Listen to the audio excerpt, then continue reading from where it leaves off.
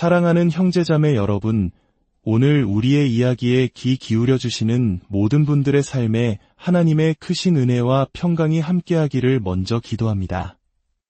잠시 후 시작될 이 귀한 말씀을 통해 여러분의 영혼이 새 힘을 얻고 삶의 무거운 짐들이 가벼워지기를 소망합니다. 만약 이 메시지가 여러분의 마음에 울림을 준다면 좋아요와 구독으로 응원해 주십시오. 여러분의 작은 손길 하나하나가 이 축복의 메시지를 더 많은 이들에게 전하는 귀한 통로가 될 것입니다. 나누는 모든 분들 위해 주님의 축복이 가득하기를 바랍니다. 혹시 모든 것을 쏟아부어 텅 비어버린 것 같은 기분을 느껴보신 적 있습니까? 우리는 너무나 오랫동안 다른 사람의 잔을 채워주느라 자신의 잔이 말라가는 것을 잊고 살았습니다. 인정받고 싶어서, 다른 사람을 실망시키고 싶지 않아서 내면의 영혼은 아니오라고 비명을 지르는데도 네라고 말하며 버텨왔습니다. 그 결과 우리에게 남은 것은 무엇이었나요? 끝없는 번아웃, 흐트러진 집중력, 그리고 이게 정말 내 삶이 맞나 싶은 낯선 감정들 뿐입니다. 우리의 꿈은 먼지가 쌓여가고 마음의 평화는 희미해지며 가슴 한구석에는 조용한 분노가 자라납니다. 진실은 이것입니다. 세상은 당신이 주는 만큼 계속해서 가져갈 것입니다. 하지만 당신의 영혼을 당신만큼 지켜줄 사람은 아무도 없습니다. 이제는 다른 사람을 위해 움츠러드는 것을 멈추고 당신 자신을 위해 당당히 바로 설 시간입니다. 가장 위대한 저항은 다른 사람에게 아니오라고 말하는 것이 아니라 바로 당신 자신에게 네라고 말하는 것입니다. 이제는 관심의 초점을 옮겨야 할 때입니다. 이것은 이기심이 아니라 생존을 위한 몸부림입니다. 당신이 평생에 걸쳐 해낼 가장 위대한 프로젝트는 바로 당신 자신이기 때문입니다. 모든 사람에게 너무 많은 것을 주던 습관을 멈추고 당신의 마음과 성장, 그리고 평화에 투자하기 시작할 때 모든 것이 변하기 시작합니다. 사실 모든 사람이 당신 인생의 맨 앞줄에 앉을 자격이 있는 것은 아닙니다. 어떤 사람들은 2층 발코니로, 또 어떤 사람들은 아예 건물 밖으로 내보내야 할 때도 있습니다. 이것이 바로 당신을 위한 모닝콜입니다. 이제 당신 자신에게 집중하십시오. 당신의 에너지를 되찾고 당신의 이야기를 새롭게 써 내려가십시오. 혹시 육체적으로뿐만 아니라 감정적으로, 정신적으로, 심지어 영적으로 완전히 고갈되었다고 느낀 적이 있으신가요? 당신은 늘 다른 모든 사람을 위해 그 자리에 있었습니다. 모든 전화를 받고 모든 문제를 해결해주며 늘 강한 사람, 믿을 수 있는 사람으로 살아왔습니다. 계속해서 쏟아붓고 또 쏟아부었습니다. 그러던 어느 날 거울 속 자신을 바라보았을 때 더 이상 줄 것이 아무것도 남아있지 않다는 것을 깨닫게 됩니다. 다른 사람을 위해서도, 심지어 당신 자신을 위해서도 말입니다. 누군가 저에게 당신은 참 강한 사람이군요 라고 말했던 기억이 납니다. 저는 미소 지으며 고개를 끄덕이고 감사합니다 라고 답했습니다. 하지만 제 속은 무너져 내리고 있었습니다. 항상 긴장하고 자신을 극한까지 몰아붙이고 늘 필요한 존재가 되어야 했지만 정작 아무도 진정한 나를 알아주지 않는 삶에 지쳐 있었습니다. 어느새 저는 사랑을 실적으로, 연민을 자기 학대로 착각하고 있었습니다. 제가 여러분께 묻겠습니다. 너무 많이 베푸느라 당신 자신의 존재를 잊어버린 적이 있습니까? 다른 사람의 잔을 채우기에 너무 바빠서 당신 자신의 잔이 바싹 말라버린 것을 눈치채지 못하고 그럼에도 불구하고 계속 나아간 적이 있습니까? 아마도 마음 깊은 곳에서는 속도를 늦추거나 뒤로 물러서는 것이 당신을 약하게 보이게 하거나 더 나쁘게는 이기적으로 보이게 할 것이라 믿었기 때문일 겁니다. 하지만 만약 제가 당신 자신에게 집중하는 것이 전혀 이기적인 행동이 아니라고 말한다면 어떨까요? 오히려 그것이 지극히 영적인 행위라고 말한다면요? 우리가 섬기는 구원자, 예수 그리스도를 보십시오. 그분은 병든 자를 고치시고 죽은 자를 살리셨으며 수많은 무리를 가르치시고 세상의 모든 짐을 어깨에 짊어지셨습니다. 하지만 그분조차도 언제 물러나야 하는지를 아셨습니다. 성경은 우리에게 중요한 사실을 알려줍니다. 누가복음 5장 16절입니다. 예수는 물러가사 한적한 곳에서 기도하시니라 한 번이 아니었습니다. 우연도 아니었습니다. 의도적인 선택이었습니다. 하나님의 아들이신 예수님께서 물러나기를 선택하셨습니다. 그는 주변의 요구로부터 자신을 분리하고 내면의 근원이신 하나님 아버지와 다시 연결되기를 선택하셨습니다. 만약 예수님조차 재충전과 재집중을 위해 고독의 시간이 필요하셨다면 우리에게는 그것이 필요 없다고 어떻게 생각할 수 있겠습니까? 당신 자신에게 집중하는 것은 방치가 아니라 청지기의 사명입니다. 그것은 텅 빈 상태에서는 아무것도 섬길 수 없다는 것을 인정하는 것입니다. 당신이 계속해서 고갈된 상태라면 이끌 수도, 세울 수도, 성장할 수도, 베풀 수도 없습니다. 어쩌면 진짜 문제는 다른 사람들이 너무 많은 것을 요구하는 것이 아닐지도 모릅니다. 어쩌면 우리가 우리 자신에게 내라고 말하는 법을 배우지 못했기 때문에 다른 사람에게 아니오라고 말하는 법을 잊어버린 것일지도 모릅니다. 이것은 사람들을 버리라는 이야기가 아닙니다. 바로 당신 자신을 버려왔던 그 패턴을 버리라는 것입니다. 당신의 시간, 에너지, 평화를 되찾고 당신 자신에게도 소중한 존재가 될 허락을 내리는 용감하고 대담한 결정을 내리라는 것입니다. 당신이 자신에게 집중하기 시작할 때 당신이 치유되고 성장하고 재정비될 때 당신은 단지 자신만을 축복하는 것이 아닙니다. 당신은 더 많이가 아니라 더 잘 베풀 수 있는 사람으로 거듭나게 됩니다. 그러니 오늘 잠시 멈추어 숨을 고르고 생각해 보십시오. 당신 자신을 우선순위에 두는 것이 괜찮을 뿐만 아니라 거룩한 일이라는 것을 깨닫기를 바랍니다. 우리는 너무나 쉽게 사랑이라는 이름 아래 자기 자신을 잃어버립니다. 좋은 의도로 시작됩니다. 돕고 싶고, 지지하고 싶고, 다른 사람들에게 힘이 되어주고 싶습니다. 마음이 쓰여서 내라고 대답합니다. 위로하기 위해 밤늦게까지 깨어있고, 섬기기 위해 새벽같이 일어납니다. 몇 번이고 기꺼이 더 수고합니다. 처음에는 그것이 고귀하게 느껴집니다. 옳게 느껴집니다. 하지만 시간이 지나면서 무언가 변하기 시작합니다. 기쁨이 사라지고 평화가 새어나갑니다. 그리고 천천히 소리 없이 당신은 당신 자신의 삶에서 사라지기 시작합니다.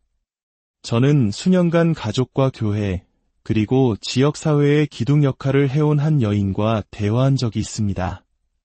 모두가 그녀에게 기댔고 모두가 그녀를 필요로 했습니다.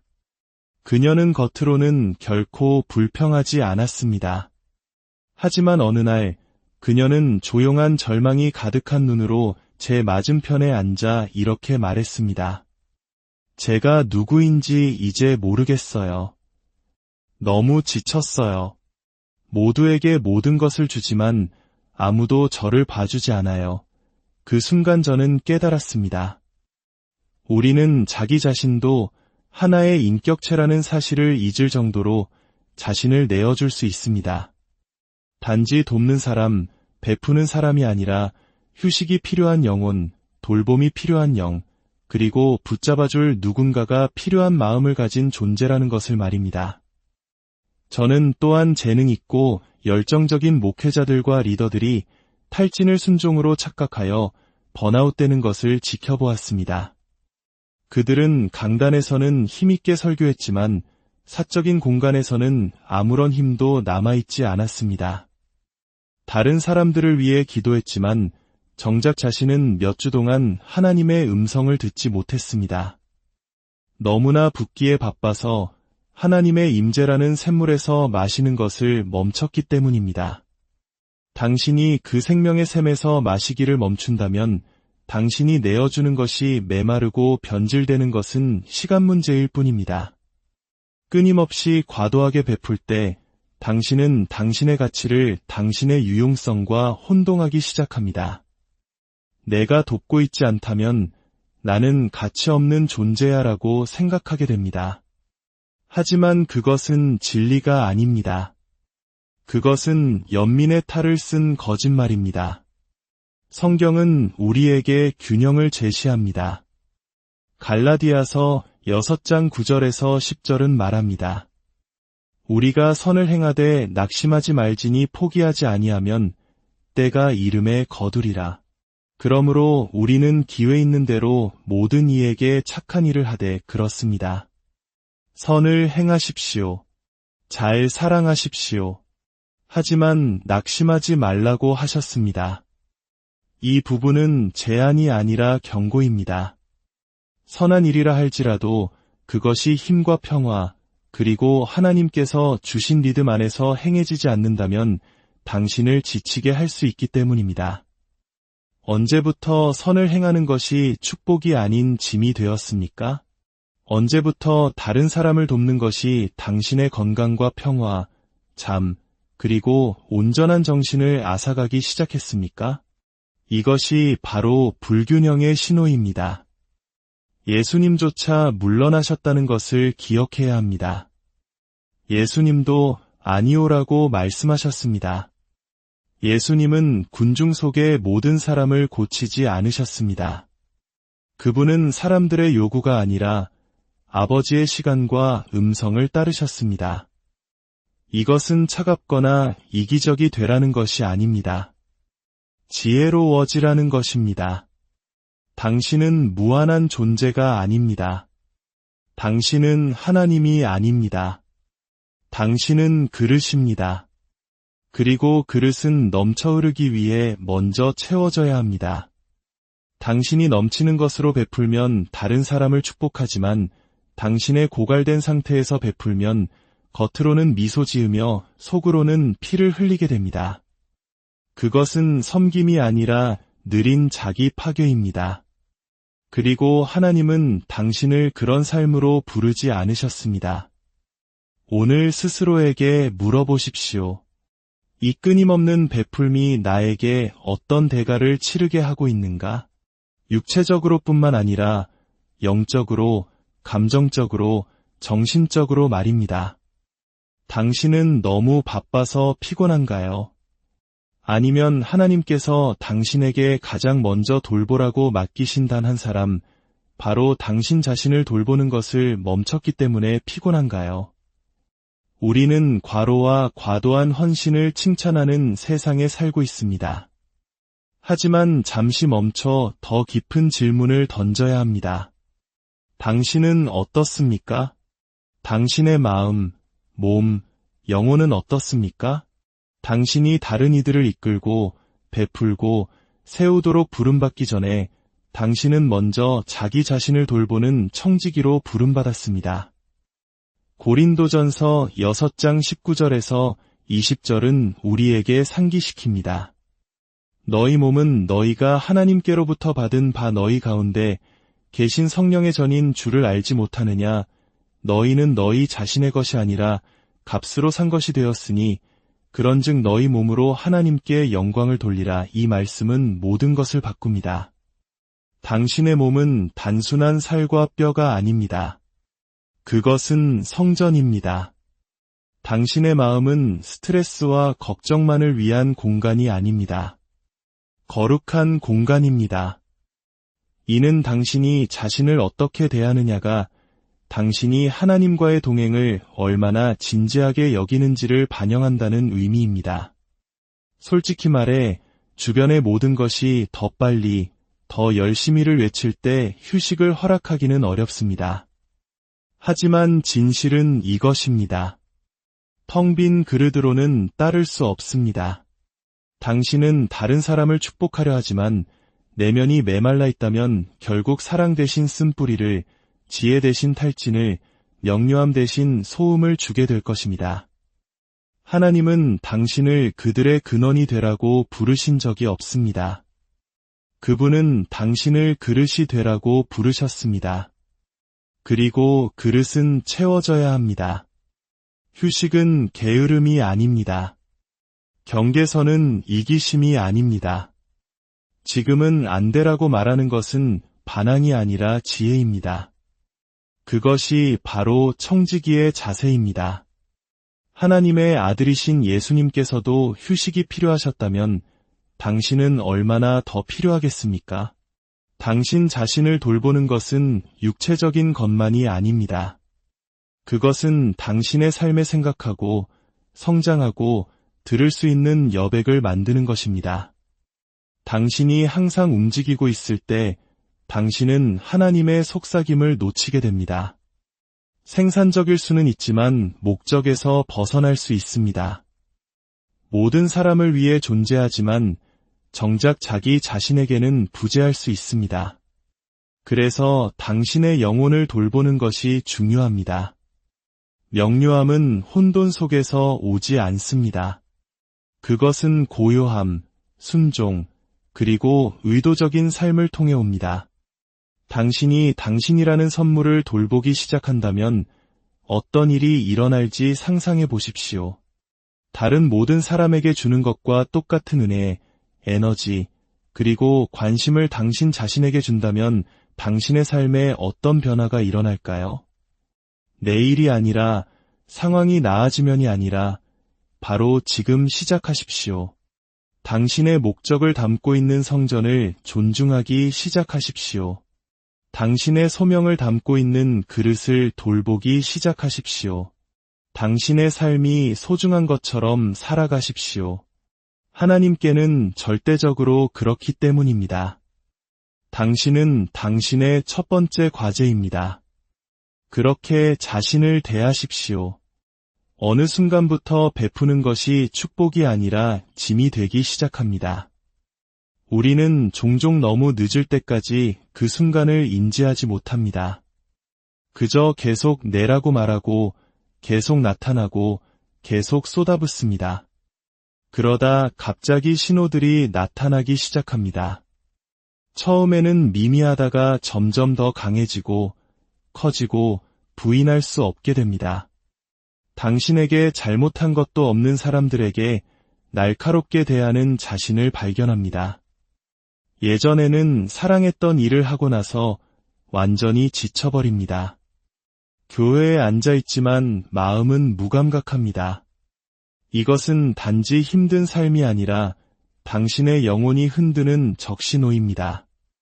많은 사람들이 이런 조용한 피로를 안고 살아갑니다. 그들은 자신의 신앙에 문제가 있거나 영적으로 실패하고 있다고 생각합니다. 하지만 진실은 더 간단할 때가 많습니다. 그들은 단지 너무 많이 주고 있을 뿐입니다. 채움 없이 말입니다. 당신은 결코 텅 빈 연료 탱크로 가득 찬 것처럼 운전하도록 만들어지지 않았습니다. 이런 과도한 베풀음은 당신을 육체적으로만 고갈시키는 것이 아닙니다. 당신의 감정을 감염시키기 시작합니다. 다른 사람을 섬기는 데서 느꼈던 기쁨이 사라집니다. 분노가 쌓이기 시작합니다. 왜 아무도 나를 돕지 않지? 왜 나만 이걸 하고 있지? 그 분노는 중요한 신호입니다. 하나님은 당신의 영혼을 희생하면서까지 섬기라고 부르지 않으셨습니다. 당신의 충성심을 증명하기 위해 당신의 평화를 희생하라고 요구하지 않으셨습니다. 그것은 순종이 아니라 신실함으로 위장한 번아웃입니다. 잠언 4장 23절은 명확하게 말합니다. 모든 지킬 만한 것 중에 더욱 내 마음을 지키라. 생명의 근원이 이에서 남이니라. 당신 삶의 모든 것, 관계, 목적, 평화는 당신의 마음에서 흘러나옵니다. 만약 당신의 마음이 방치된다면 다른 모든 것이 고통받습니다. 하지만 대부분의 사람들은 마음을 지키지 않습니다. 그들은 일정, 평판, 책임을 지키면서 왜 그렇게 공허한지 의아해합니다. 많은 우리를 씌워야 할 때 계속 베풀게 만드는 것은 두려움입니다. 우리는 누구도 실망시키고 싶지 않고 이기적으로 보일까 두렵습니다. 어떤 이들은 섬김을 멈추면 사랑받지 못할까 봐 두려워하기까지 합니다. 그래서 우리는 사랑이 아닌 두려움 때문에 과도하게 헌신합니다. 그 두려움은 친절의 가면을 쓰고 있지만 실제로는 통제이며 겸손처럼 보이지만 실제로는 불안입니다. 하나님은 우리에게 그것을 내려놓으라고 부르십니다. 이제 당신에게 질문 하나를 하고 싶습니다. 빨리 대답하지 마십시오. 잠시 그 질문과 함께 앉아 느껴보십시오. 당신은 사랑에서 우러나와 섬기고 있습니까? 아니면 거절당할까 두려워서 섬기고 있습니까? 하나님이 부르셔서 그 자리에 있습니까? 아니면 당신이 쉴 때 사람들이 어떻게 생각할지 두려워서입니까? 그 대답은 당신 마음의 건강에 대해 많은 것을 드러낼 것입니다. 다른 사람을 잘 사랑한다는 것이 그 과정에서 자신을 잃는 것을 의미하지는 않습니다. 당신은 당신의 평화를 지킬 권리가 있습니다. 쉴 권리가 있습니다. 아니오라고 말할 권리가 있습니다. 사실 때로는 아니오라고 말하는 것이 가장 영적인 일이 될 수 있습니다. 왜냐하면 그것은 하나님께서 가장 소중히 여기시는 것, 바로 당신의 마음을 지키는데 내라고 말하는 것을 의미하기 때문입니다. 자신에게 집중하라는 말을 들으면 사람들은 종종 움츠러듭니다. 이기적으로 들리기 때문입니다. 하지만 하나님께서도 당신이 자신에게 집중하기를 원하신다는 것을 아십니까? 단지 세상이 가르치는 방식이 아닐 뿐입니다. 세상의 자기 집중은 종종 교만과 고립으로 이어지지만 하나님의 자기 집중은 다릅니다. 그것은 자기중심적이 되는 것이 아니라 자기를 인식하고 하나님께 이끌림을 받는 것입니다. 다른 사람들을 잘 섬길 수 있을 만큼 효과적이고 가능하며 강해지기 위해 당신의 영적, 감정적, 육체적 삶에서 의도적으로 성장하는 것입니다. 치유받지 못한 당신이 어떻게 다른 사람을 치유로 이끌 수 있겠습니까? 영적으로 메마른 당신이 어떻게 사람들에게 생명수를 부어줄 수 있겠습니까? 왕의 임재 안에 거하지 않은 당신이 어떻게 그분의 왕국을 대표할 수 있겠습니까? 디모데후서 2장 15절은 말합니다. 너는 진리의 말씀을 옳게 분별하며 부끄러울 것이 없는 일꾼으로 인정된 자로 자신을 하나님 앞에 드리기를 힘쓰라. 이것은 자신을 개발하라는 명령입니다. 박수나 자아를 위해서가 아니라 하나님으로부터 인정받기 위해서입니다. 성장하고 성숙하고 더 깊이 파고 당신의 영을 강화하라는 것입니다. 그래서 진리를 말하고 이끌고 서야 할 때가 왔을 때 당신이 준비되어 있도록 말입니다. 당신은 마지막으로 언제 스스로에게 나는 어디가 약하고 성장하기 위해 무엇을 할 수 있을까? 라고 물어보았습니까? 쓰러져서가 아니라 지혜로워서 당신의 삶에 쉴 공간을 만든 것이 마지막으로 언제였습니까? 휴식은 게으름이 아닙니다. 순종입니다. 그것은 하나님, 제가 잠시 애쓰는 것을 멈추고 주님께서 저를 회복시키시도록 신뢰합니다. 라고 말하는 것입니다. 자기개발은 하나님의 나라에서 선택이 아닌 필수입니다. 당신이 훈련되지 않았다면 다른 사람을 효과적으로 제자 삼을 수 없습니다. 당신이 쓴뿌리로 가득 차 있다면 사랑을 가르칠 수 없습니다. 두려움이 당신의 결정을 이끌고 있다면 믿음의 본을 보일 수 없습니다. 이제 당신의 에너지 목록을 작성해 보십시오. 무엇이 당신을 지치게 하고 무엇이 당신에게 힘을 주는지 적어보십시오. 인정하지 않는 것은 치유할 수 없습니다. 그리고 그 에너지 누수를 발견했다면 그것을 고치는 것에 대해 더 이상 미안해하지 마십시오. 경계선을 설정하는 것에 죄책감을 느끼는 사람들이 너무 많습니다. 아니오라고 말하는 것이 불친절하거나 사랑이 없는 것이라고 생각합니다. 하지만 들으십시오. 사랑에는 한계가 있고 지혜가 그 한계를 설정합니다. 예수님도 아니오라고 말씀하셨고 물러나셨습니다. 당신도 그럴 수 있습니다. 미안하지만 지금은 그럴 여유가 없네요. 라는 말로 충분할 때가 많습니다. 당신의 가장 신성하고 제한된 자원인 시간을 보호하십시오. 하루에 단 1시간, 거룩한 1시간을 확보하십시오. 하나님과의 약속처럼 그 시간을 비워두십시오. 당신의 건강, 목표, 열정, 휴식을 위해 1시간을 사용하십시오. 일기를 쓰거나 새로운 것을 배우거나 운동을 하거나 조용히 걷는 것일 수 있습니다. 이 1시간은 타협할 수 없는 시간입니다. 이기적인 것이 아니라 신성한 시간입니다. 당신이 의도적으로 성장하기 시작하면 주변의 모든 것이 변하기 시작하는 것을 알아차릴 것입니다. 당신의 관점이 바뀌고 관계가 더 건강해지며 평화가 깊어집니다. 반응적으로 사는 것을 멈추고 목적을 가지고 살기 시작합니다. 더 이상 하루하루를 생존하는 것이 아니라 하나님을 영화롭게 하는 무언가를 만들어가게 됩니다. 이제 그 구원자 콤플렉스에서 벗어나십시오. 우리는 때때로 우리가 결코 짊어지도록 의도되지 않은 역할, 즉 구원자의 역할에 빠져듭니다. 모든 사람을 고치고 모든 문제를 해결하고 모든 짐을 지는 것이 우리의 일이라고 생각하기 시작합니다. 그것은 고귀하게 들리지만 인간의 어깨에는 너무 무거운 짐이 됩니다. 당신은 하나님이 아닙니다. 오직 예수님만이 그 역할을 채울 수 있습니다. 돕는 것은 아름답습니다. 섬기는 것은 경건합니다. 그러나 돕는 것과 고치는 것 사이에는 하나님의 책임이라는 얇은 선이 있습니다.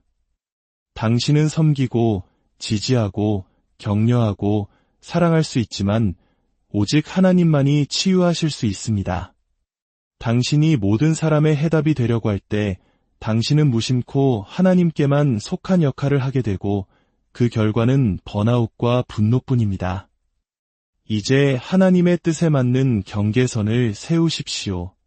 그것은 장벽이 아니라 당신의 평화와 목적을 지키는 보호막입니다. 모든 것의 때가 있다는 전도서 3장 1절의 말씀을 기억하십시오. 다가갈 때가 있고 물러설 때가 있습니다. 경계선은 당신이 그때를 분별하도록 돕습니다. 과도한 베풀매 뿌리를 치유하십시오. 때로는 우리의 친절함 이면에 거절에 대한 두려움, 인정받고 싶은 욕구가 숨어 있습니다. 우리는 사랑이 행위를 통해 얻어져야 한다고 믿도록 배웠습니다. 하지만 그것은 자유가 아니라 속박입니다. 갈라디아서 1장 10절의 질문을 기억하십시오. 이제 내가 사람들에게 좋게 하랴 하나님께 좋게 하랴. 사람을 기쁘게 하는 것과 목적을 따르는 것은 결코 함께 갈 수 없습니다. 당신의 가치는 당신이 하는 일에 달려있지 않습니다. 당신이 그리스도 안에서 누구인지에 달려 있습니다. 하나님께서 당신의 가치를 재정의하시도록 허락하십시오. 불안감에서 베푸는 것을 멈추고 정체성에서 베풀기 시작하는 순간 당신의 과도한 베풀음은 넘쳐 흐름으로 바뀔 것입니다.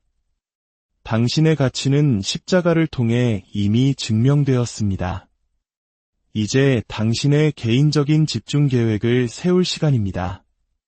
의도에서 실행으로 옮겨가십시오. 매일 당신 자신을 위해 할 수 있는 3가지 작고 의도적인 일은 무엇입니까? 교만이 아닌 목적으로, 고립이 아닌 회복을 위해 말입니다. 어쩌면 그것은 하루가 시작되기 전 하나님과 갖는 조용한 시간일 수 있습니다. 휴대폰도 소음도 없이 오직 당신과 주님만이 함께하는 시간. 숨쉬고, 기도하고, 듣고, 받는 순간. 어쩌면 그것은 일기를 쓰는 것일 수도 있습니다. 당신의 생각, 감정, 꿈, 결정을 적으며 안에 담고 있던 것을 쏟아내는 것입니다. 하박국 2장 2절은 말합니다. 이 묵시를 기록하여 판에 명백히 새기되 달려가면서도 읽을 수 있게 하라. 당신의 계획을 생각만 하지 말고 적으십시오. 당신의 3가지 집중 포인트를 명명하고 소유하고 매일의 타협 불가능한 일로 만드십시오. 당신의 성장이 상상 속에만 머물게 하지 마십시오. 종이 위에 살아있게 하고 당신의 삶에 나타나게 하십시오. 마지막으로 여러분을 7일간의 자기 집중 챌린지에 초대합니다. 앞으로 7일 동안 매일 아침 첫 30분을 휴대폰이나 할 일 목록이 아닌 당신 자신과 하나님께 드리십시오. 세상이 시끄러워지기 전에 여백을 만드십시오. 야고보서 1장 22절은 말합니다. 너희는 말씀을 행하는 자가 되고 듣기만 하여 자신을 속이는 자가 되지 말라. 이 챌린지는 당신이 배운 치유, 경계선, 목적, 평화에 대한 말씀을 행동으로 옮기는 순간입니다. 당신은 자신을 돌보기로 선택함으로써 누구도 버리는 것이 아닙니다. 숨을 쉬기 위해 뒤로 물러설 때 당신의 소명에서 멀어지는 것이 아닙니다. 당신은 하나님께서 주신 생명을 잘 관리함으로써 그분을 존중하는 것입니다. 당신은 번아웃이 아닌 온전함에서 나오기로 선택하는 것입니다. 그리고 그 선택, 그 변화, 그 순종이 모든 것을 바꿀 것입니다. 애가 3장 22대 23절은 말합니다. 여호와의 인자와 긍휼이 무궁하심으로 우리가 진멸되지 아니함이니이다. 이것들이 아침마다 새로우니 주의 성실하심이 크시도소이다. 내일 아침 당신은 새로운 시작, 깨끗한 페이지, 신성한 재시작을 선물 받습니다. 당신의 치유되고 집중되고 능력 있는 자아, 평화를 알고 목적 안에서 걸으며 명료함으로 사는 당신의 모습이 당신이 아침에 눈을 떴을 때 내리는 결정 위에서 기다리고 있습니다. 그러니 당신 자신을 선택하십시오. 목적을 선택하십시오. 일어나 하나님께서 당신을 만나주시도록 하십시오. 당신의 미래가 기다리고 있습니다. 주님의 이름으로 여러분 모두를 사랑하는 형제자매 여러분, 오늘 우리의 이야기에 귀 기울여 주시는 모든 분들의 삶에 하나님의 크신 은혜와 평강이 함께하기를 먼저 기도합니다. 잠시 후 시작될 이 귀한 말씀을 통해 여러분의 영혼이 새 힘을 얻고 삶의 무거운 짐들이 가벼워지기를 소망합니다. 만약 이 메시지가 여러분의 마음에 울림을 준다면 좋아요와 구독으로 응원해 주십시오. 여러분의 작은 손길 하나하나가 이 축복의 메시지를 더 많은 이들에게 전하는 귀한 통로가 될 것입니다. 나누는 모든 분들 위해 주님의 축복이 가득하기를 바랍니다. 혹시 모든 것을 쏟아부어 텅 비어버린 것 같은 기분을 느껴보신 적 있습니까? 우리는 너무나 오랫동안 다른 사람의 잔을 채워주느라 자신의 잔이 말라가는 것을 잊고 살았습니다. 인정받고 싶어서 다른 사람을 실망시키고 싶지 않아서 내면의 영혼은 아니오라고 비명을 지르는데도 내라고 말하며 버텨왔습니다. 그 결과 우리에게 남은 것은 무엇이었나요? 끝없는 번아웃, 흐트러진 집중력, 그리고 이게 정말 내 삶이 맞나 싶은 낯선 감정들 뿐입니다. 우리의 꿈은 먼지가 쌓여가고 마음의 평화는 희미해지며 가슴 한구석에는 조용한 분노가 자라납니다. 진실은 이것입니다. 세상은 당신이 주는 만큼 계속해서 가져갈 것입니다. 하지만 당신의 영혼을 당신만큼 지켜줄 사람은 아무도 없습니다. 이제는 다른 사람을 위해 움츠러드는 것을 멈추고 당신 자신을 위해 당당히 바로 설 시간입니다. 가장 위대한 저항은 다른 사람에게 아니오라고 말하는 것이 아니라 바로 당신 자신에게 네라고 말하는 것입니다. 이제는 관심의 초점을 옮겨야 할 때입니다. 이것은 이기심이 아니라 생존을 위한 몸부림입니다. 당신이 평생에 걸쳐 해낼 가장 위대한 프로젝트는 바로 당신 자신이기 때문입니다. 모든 사람에게 너무 많은 것을 주던 습관을 멈추고 당신의 마음과 성장, 그리고 평화에 투자하기 시작할 때 모든 것이 변하기 시작합니다. 사실 모든 사람이 당신 인생의 맨 앞줄에 앉을 자격이 있는 것은 아닙니다. 어떤 사람들은 2층 발코니로, 또 어떤 사람들은 아예 건물 밖으로 내보내야 할 때도 있습니다. 이것이 바로 당신을 위한 모닝콜입니다. 이제 당신 자신에게 집중하십시오. 당신의 에너지를 되찾고 당신의 이야기를 새롭게 써 내려가십시오. 혹시 육체적으로 뿐만 아니라 감정적으로, 정신적으로, 심지어 영적으로 완전히 고갈되었다고 느낀 적이 있으신가요? 당신은 늘 다른 모든 사람을 위해 그 자리에 있었습니다. 모든 전화를 받고 모든 문제를 해결해주며 늘 강한 사람, 믿을 수 있는 사람으로 살아왔습니다. 계속해서 쏟아붓고 또 쏟아부었습니다. 그러던 어느 날 거울 속 자신을 바라보았을 때 더 이상 줄 것이 아무것도 남아있지 않다는 것을 깨닫게 됩니다. 다른 사람을 위해서도, 심지어 당신 자신을 위해서도 말입니다. 누군가 저에게 당신은 참 강한 사람이군요 라고 말했던 기억이 납니다. 저는 미소 지으며 고개를 끄덕이고 감사합니다 라고 답했습니다. 하지만 제 속은 무너져 내리고 있었습니다. 항상 긴장하고 자신을 극한까지 몰아붙이고 늘 필요한 존재가 되어야 했지만 정작 아무도 진정한 나를 알아주지 않는 삶에 지쳐 있었습니다. 어느새 저는 사랑을 실적으로, 연민을 자기 학대로 착각하고 있었습니다. 제가 여러분께 묻겠습니다.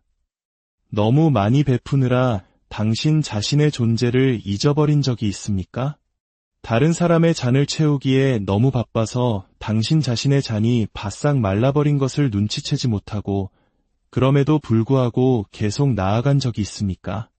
아마도 마음 깊은 곳에서는 속도를 늦추거나 뒤로 물러서는 것이 당신을 약하게 보이게 하거나 더 나쁘게는 이기적으로 보이게 할 것이라 믿었기 때문일 겁니다. 하지만 만약 제가 당신 자신에게 집중하는 것이 전혀 이기적인 행동이 아니라고 말한다면 어떨까요? 오히려 그것이 지극히 영적인 행위라고 말한다면요?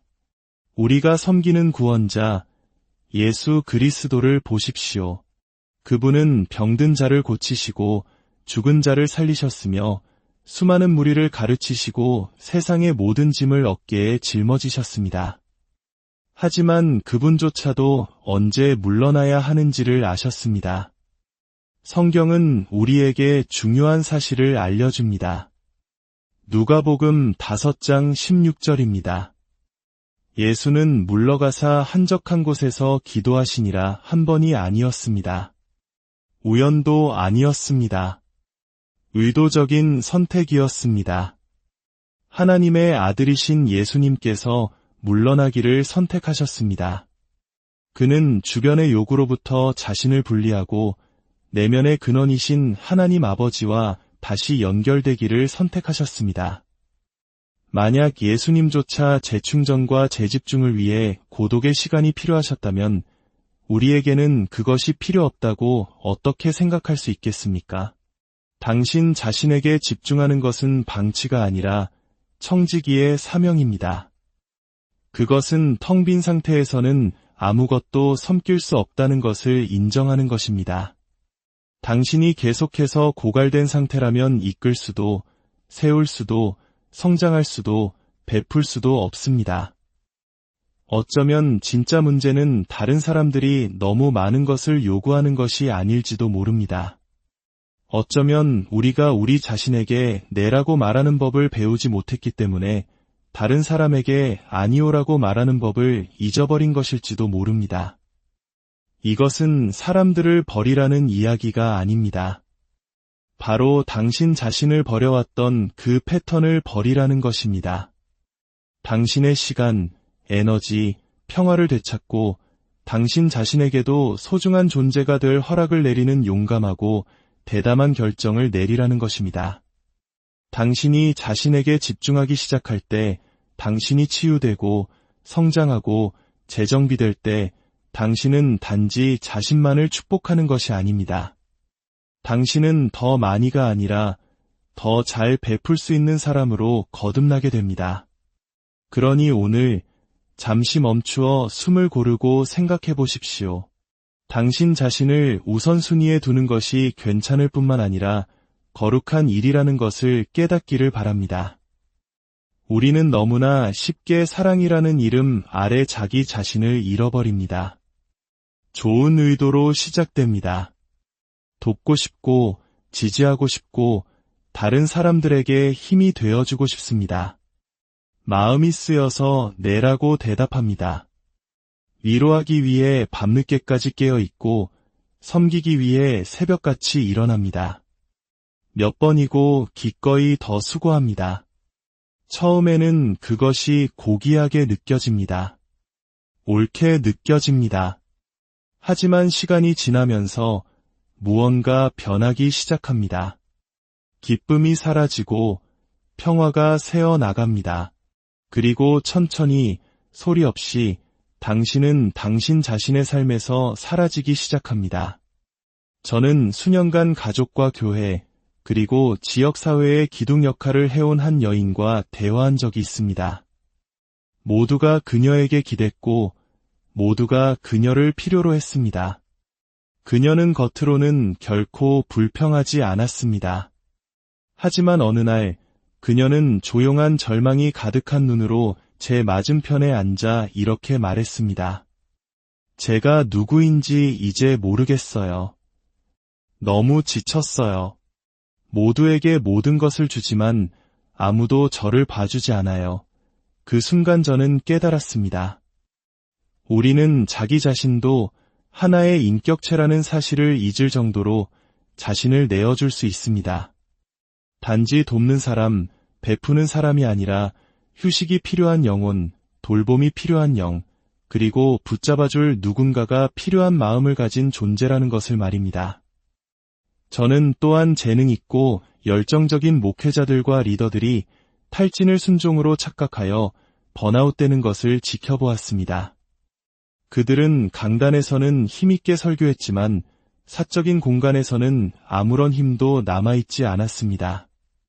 다른 사람들을 위해 기도했지만 정작 자신은 몇 주 동안 하나님의 음성을 듣지 못했습니다. 너무나 붓기에 바빠서 하나님의 임재라는 샘물에서 마시는 것을 멈췄기 때문입니다. 당신이 그 생명의 샘에서 마시기를 멈춘다면 당신이 내어주는 것이 메마르고 변질되는 것은 시간 문제일 뿐입니다. 끊임없이 과도하게 베풀 때 당신은 당신의 가치를 당신의 유용성과 혼동하기 시작합니다. 내가 돕고 있지 않다면 나는 가치 없는 존재야라고 생각하게 됩니다. 하지만 그것은 진리가 아닙니다. 그것은 연민의 탈을 쓴 거짓말입니다. 성경은 우리에게 균형을 제시합니다. 갈라디아서 6장 9절에서 10절은 말합니다. 우리가 선을 행하되 낙심하지 말지니 포기하지 아니하면 때가 이름에 거두리라. 그러므로 우리는 기회 있는 대로 모든 이에게 착한 일을 하되 그렇습니다. 선을 행하십시오. 잘 사랑하십시오. 하지만 낙심하지 말라고 하셨습니다. 이 부분은 제안이 아니라 경고입니다. 선한 일이라 할지라도 그것이 힘과 평화, 그리고 하나님께서 주신 리듬 안에서 행해지지 않는다면 당신을 지치게 할 수 있기 때문입니다. 언제부터 선을 행하는 것이 축복이 아닌 짐이 되었습니까? 언제부터 다른 사람을 돕는 것이 당신의 건강과 평화, 잠, 그리고 온전한 정신을 앗아가기 시작했습니까? 이것이 바로 불균형의 신호입니다. 예수님조차 물러나셨다는 것을 기억해야 합니다. 예수님도 아니오라고 말씀하셨습니다. 예수님은 군중 속의 모든 사람을 고치지 않으셨습니다. 그분은 사람들의 요구가 아니라 아버지의 시간과 음성을 따르셨습니다. 이것은 차갑거나 이기적이 되라는 것이 아닙니다. 지혜로워지라는 것입니다. 당신은 무한한 존재가 아닙니다. 당신은 하나님이 아닙니다. 당신은 그릇입니다. 그리고 그릇은 넘쳐 흐르기 위해 먼저 채워져야 합니다. 당신이 넘치는 것으로 베풀면 다른 사람을 축복하지만 당신의 고갈된 상태에서 베풀면 겉으로는 미소 지으며 속으로는 피를 흘리게 됩니다. 그것은 섬김이 아니라 느린 자기 파괴입니다. 그리고 하나님은 당신을 그런 삶으로 부르지 않으셨습니다. 오늘 스스로에게 물어보십시오. 이 끊임없는 베풀미 나에게 어떤 대가를 치르게 하고 있는가? 육체적으로뿐만 아니라 영적으로, 감정적으로, 정신적으로 말입니다. 당신은 너무 바빠서 피곤한가요? 아니면 하나님께서 당신에게 가장 먼저 돌보라고 맡기신 단 한 사람, 바로 당신 자신을 돌보는 것을 멈췄기 때문에 피곤한가요? 우리는 과로와 과도한 헌신을 칭찬하는 세상에 살고 있습니다. 하지만 잠시 멈춰 더 깊은 질문을 던져야 합니다. 당신은 어떻습니까? 당신의 마음, 몸, 영혼은 어떻습니까? 당신이 다른 이들을 이끌고 베풀고 세우도록 부름받기 전에 당신은 먼저 자기 자신을 돌보는 청지기로 부름받았습니다. 고린도전서 6장 19절에서 20절은 우리에게 상기시킵니다.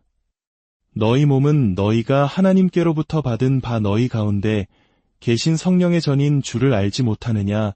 너희는 너희 자신의 것이 아니라 값으로 산 것이 되었으니 그런즉 너희 몸으로 하나님께 영광을 돌리라. 이 말씀은 모든 것을 바꿉니다. 당신의 몸은 단순한 살과 뼈가 아닙니다. 그것은 성전입니다. 당신의 마음은 스트레스와 걱정만을 위한 공간이 아닙니다. 거룩한 공간입니다.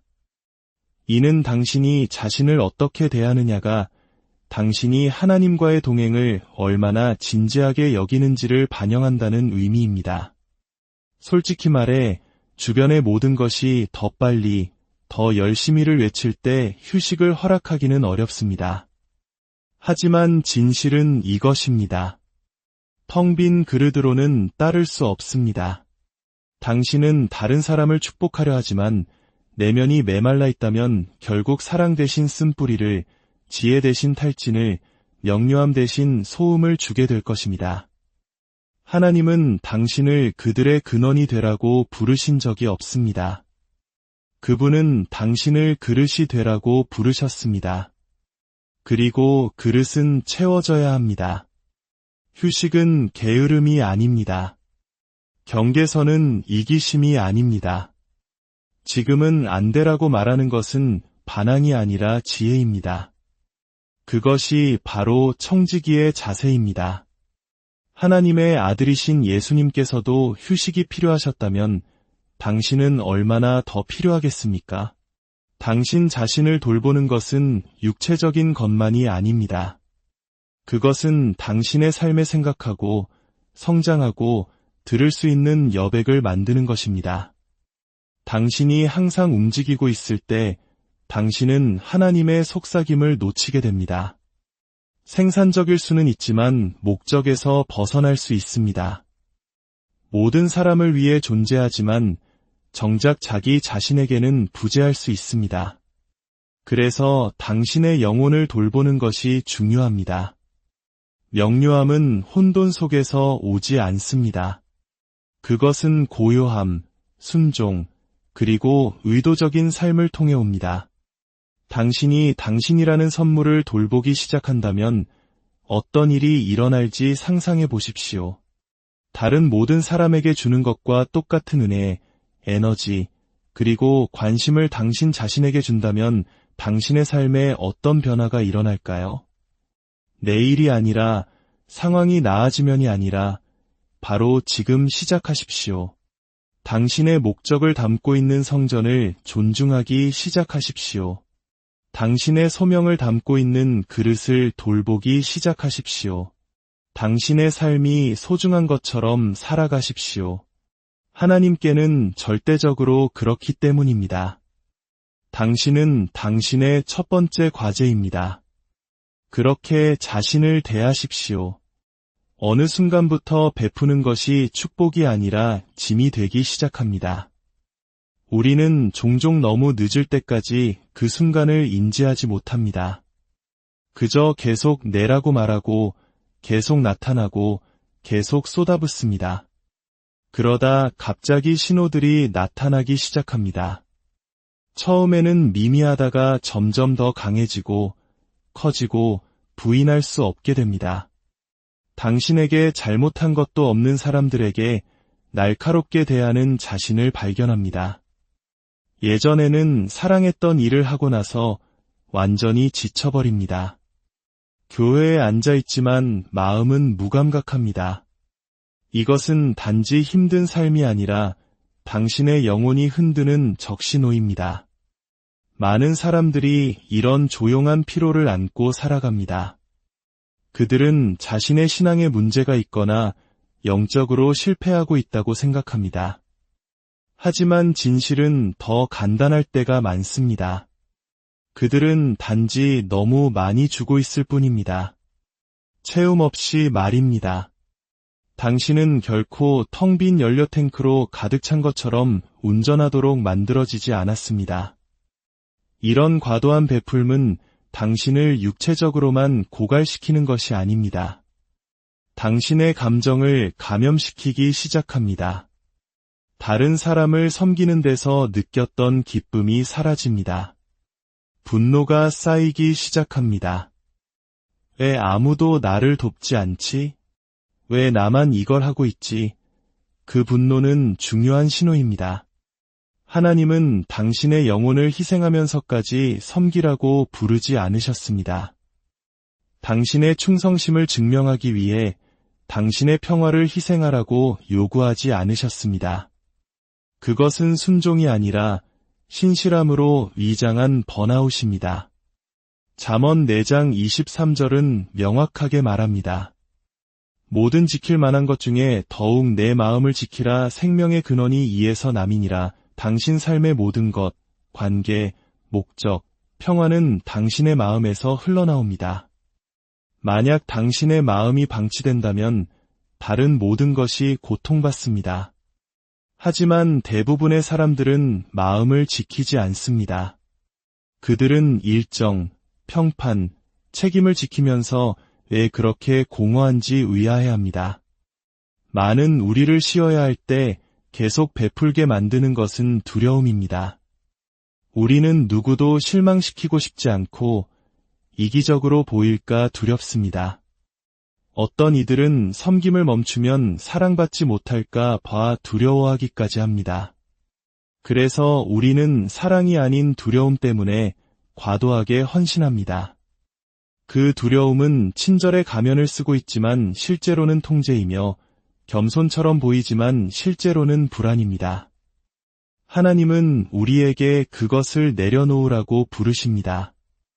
이제 당신에게 질문 하나를 하고 싶습니다. 빨리 대답하지 마십시오. 잠시 그 질문과 함께 앉아 느껴보십시오. 당신은 사랑에서 우러나와 섬기고 있습니까? 아니면 거절당할까 두려워서 섬기고 있습니까? 하나님이 부르셔서 그 자리에 있습니까? 아니면 당신이 쉴 때 사람들이 어떻게 생각할지 두려워서입니까? 그 대답은 당신 마음의 건강에 대해 많은 것을 드러낼 것입니다. 다른 사람을 잘 사랑한다는 것이 그 과정에서 자신을 잃는 것을 의미하지는 않습니다. 당신은 당신의 평화를 지킬 권리가 있습니다. 쉴 권리가 있습니다. 아니오라고 말할 권리가 있습니다. 사실 때로는 아니오라고 말하는 것이 가장 영적인 일이 될 수 있습니다. 왜냐하면 그것은 하나님께서 가장 소중히 여기시는 것, 바로 당신의 마음을 지키는데 내라고 말하는 것을 의미하기 때문입니다. 자신에게 집중하라는 말을 들으면 사람들은 종종 움츠러듭니다. 이기적으로 들리기 때문입니다. 하지만 하나님께서도 당신이 자신에게 집중하기를 원하신다는 것을 아십니까? 단지 세상이 가르치는 방식이 아닐 뿐입니다. 세상의 자기 집중은 종종 교만과 고립으로 이어지지만 하나님의 자기 집중은 다릅니다. 그것은 자기중심적이 되는 것이 아니라 자기를 인식하고 하나님께 이끌림을 받는 것입니다. 다른 사람들을 잘 섬길 수 있을 만큼 효과적이고 가능하며 강해지기 위해 당신의 영적, 감정적, 육체적 삶에서 의도적으로 성장하는 것입니다. 치유받지 못한 당신이 어떻게 다른 사람을 치유로 이끌 수 있겠습니까? 영적으로 메마른 당신이 어떻게 사람들에게 생명수를 부어줄 수 있겠습니까? 왕의 임재 안에 거하지 않은 당신이 어떻게 그분의 왕국을 대표할 수 있겠습니까? 디모데후서 2장 15절은 말합니다. 너는 진리의 말씀을 옳게 분별하며 부끄러울 것이 없는 일꾼으로 인정된 자로 자신을 하나님 앞에 드리기를 힘쓰라. 이것은 자신을 개발하라는 명령입니다. 박수나 자아를 위해서가 아니라 하나님으로부터 인정받기 위해서입니다. 성장하고 성숙하고 더 깊이 파고 당신의 영을 강화하라는 것입니다. 그래서 진리를 말하고 이끌고 서야 할 때가 왔을 때 당신이 준비되어 있도록 말입니다. 당신은 마지막으로 언제 스스로에게 나는 어디가 약하고 성장하기 위해 무엇을 할 수 있을까? 라고 물어보았습니까? 쓰러져서가 아니라 지혜로워서 당신의 삶에 쉴 공간을 만든 것이 마지막으로 언제였습니까? 휴식은 게으름이 아닙니다. 순종입니다. 그것은 하나님, 제가 잠시 애쓰는 것을 멈추고 주님께서 저를 회복시키시도록 신뢰합니다. 라고 말하는 것입니다. 자기 개발은 하나님의 나라에서 선택이 아닌 필수입니다. 당신이 훈련되지 않았다면 다른 사람을 효과적으로 제자 삼을 수 없습니다. 당신이 쓴뿌리로 가득 차 있다면 사랑을 가르칠 수 없습니다. 두려움이 당신의 결정을 이끌고 있다면 믿음의 본을 보일 수 없습니다. 이제 당신의 에너지 목록을 작성해 보십시오. 무엇이 당신을 지치게 하고 무엇이 당신에게 힘을 주는지 적어 보십시오. 인정하지 않는 것은 치유할 수 없습니다. 그리고 그 에너지 누수를 발견했다면 그것을 고치는 것에 대해 더 이상 미안해하지 마십시오. 경계선을 설정하는 것에 죄책감을 느끼는 사람들이 너무 많습니다. 아니오라고 말하는 것이 불친절하거나 사랑이 없는 것이라고 생각합니다. 하지만 들으십시오. 사랑에는 한계가 있고 지혜가 그 한계를 설정합니다. 예수님도 아니오라고 말씀하셨고 물러나셨습니다. 당신도 그럴 수 있습니다. 미안하지만 지금은 그럴 여유가 없네요. 라는 말로 충분할 때가 많습니다. 당신의 가장 신성하고 제한된 자원인 시간을 보호하십시오. 하루에 단 1시간, 거룩한 1시간을 확보하십시오. 하나님과의 약속처럼 그 시간을 비워두십시오. 당신의 건강, 목표, 열정, 휴식을 위해 1시간을 사용하십시오. 일기를 쓰거나 새로운 것을 배우거나 운동을 하거나 조용히 걷는 것일 수 있습니다. 이 1시간은 타협할 수 없는 시간입니다. 이기적인 것이 아니라 신성한 시간입니다. 당신이 의도적으로 성장하기 시작하면 주변의 모든 것이 변하기 시작하는 것을 알아차릴 것입니다. 당신의 관점이 바뀌고 관계가 더 건강해지며 평화가 깊어집니다. 반응적으로 사는 것을 멈추고 목적을 가지고 살기 시작합니다. 더 이상 하루하루를 생존하는 것이 아니라 하나님을 영화롭게 하는 무언가를 만들어가게 됩니다. 이제 그 구원자 콤플렉스에서 벗어나십시오.